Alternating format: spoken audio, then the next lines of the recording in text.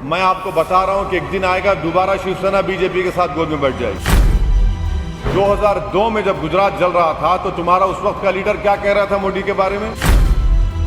इतने साल वो बीजेपी के साथ थे, 2014 में आपने नहीं जिताया मोदी को। इनको शर्म नहीं आती इस तरह का झूठ बोलते हुए?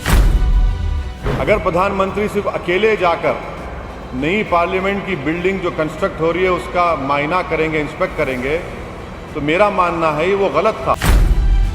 जब आप पार्लियामेंट के अंदर जा रहे हैं तो पार्लियामेंट स्पीकर के तहत आता है, वहां की जिम्मेदारी, वहां का कस्टोडियन स्पीकर है। प्रधानमंत्री अकेले क्यों गए? पार्लियामेंट का जिम्मेदार तो स्पीकर है ना, तो स्पीकर ही नहीं है वहां पर। मेरा मानना यह है कि भारत के संविधान के लिहाज से हमारे मुल्क में theory of separation of powers है और सुप्रीम कोर्ट के जजमेंट के मुताबिक वो बेसिक स्ट्रक्चर का हिस्सा है संविधान के। और theory of separation of powers का मतलब ये है कि एग्जीक्यूटिव लेजिस्लेचर के काम में मदाखलत नहीं करेगा, ना जुडिशरी के, सब इंडिपेंडेंट काम करेंगे। तो प्रधानमंत्री जो है वो संविधान के लिहाज से, theory of separation of powers के लिहाज से एग्जीक्यूटिव का हिस्सा है। अगर प्रधानमंत्री सिर्फ अकेले जाकर नई पार्लियामेंट की बिल्डिंग जो कंस्ट्रक्ट हो रही है उसका मायना करेंगे, इंस्पेक्ट करेंगे, तो मेरा मानना है वो गलत था। क्यों गलत था? क्योंकि वो theory of separation of powers के खिलाफ उनका ये स्टेप है।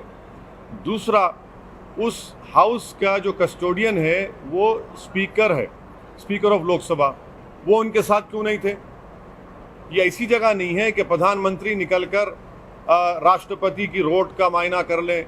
प्रधानमंत्री वो कर सकते हैं, मगर जब आप पार्लियामेंट के अंदर जा रहे हैं तो पार्लियामेंट स्पीकर के तहत आता है, चाहे वो प्रधानमंत्री हो चाहे प्रेसिडेंट ऑफ इंडिया हो। वहां की जिम्मेदारी, वहां का कस्टोडियन स्पीकर है। प्रधानमंत्री अकेले क्यों गए? स्पीकर को बुलाना चाहिए था, स्पीकर उनके साथ होना चाहिए था। तो इसलिए हमने कहा कि वो theory of separation of powers के, उनका जो विजिट करना वो theory of separation of powers के खिलाफ जाता है। स्पीकर होते वहाँ पर, स्पीकर को बुलाते, स्पीकर साहब उनके आने पर उनका इस्तकबाल करते। बस स्पीकर ही नहीं है तो फिर स्पीकर, पार्लियामेंट का जिम्मेदार तो स्पीकर है ना, तो स्पीकर ही नहीं है वहाँ पर। तो इसीलिए हमने कहा कि theory of separation of powers के प्रधानमंत्री का विजिट उसके खिलाफ है। ये डोगले हैं, नंबरी डोगले हैं, इंटेलेक्चुअल करप्ट हैं। इंटेलेक्चुअल डिसऑनेस्टी इन लोगों में है कि महाराष्ट्र के चुनाव में बीजेपी के डाइस से दोनों पुकार रहे थे असदुद्दीन ओवैसी के खिलाफ। दोनों पुकार रहे थे कि ओवैसी को रोको, ओवैसी को रोको, ये एंटी नेशनल है। और जब उद्धव ठाकरे को मुख्यमंत्री बनाने का टाइम आया तो फौरन जाकर कांग्रेस और एनसीपी से निकाह कर लिए।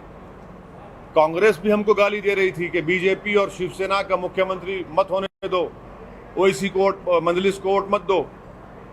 तो वो क्या था? इतने साल वो बीजेपी के साथ थे, 2014 में आपने नहीं जिताया मोदी को। इनको शर्म नहीं आती इस तरह का झूठ बोलते हुए? 2014 में आपने मोदी को भारत का प्रधानमंत्री बनाया। आपने हर इलेक्शन में मोदी के कैंपेन में हिस्सा लिया। 2002 में जब गुजरात जल रहा था तो तुम्हारा उस वक्त का लीडर क्या कह रहा था मोदी के बारे में? तो ये लोगों की, ये लोग इंटेलेक्चुअली और मॉरली करप्ट हैं, बैंक करप्ट हैं, इसीलिए ये बकवास करते रहते हैं। सच्चाई से इसका कोई ताल्लुक नहीं। सर, ये आरोप आप पे पहली बार नहीं लगा, इसके पहले भी कई बार आप हाँ लगते रहते, हम पे लगता रहा, लगता रहेगा, और हमको इसकी कोई परवाह नहीं है।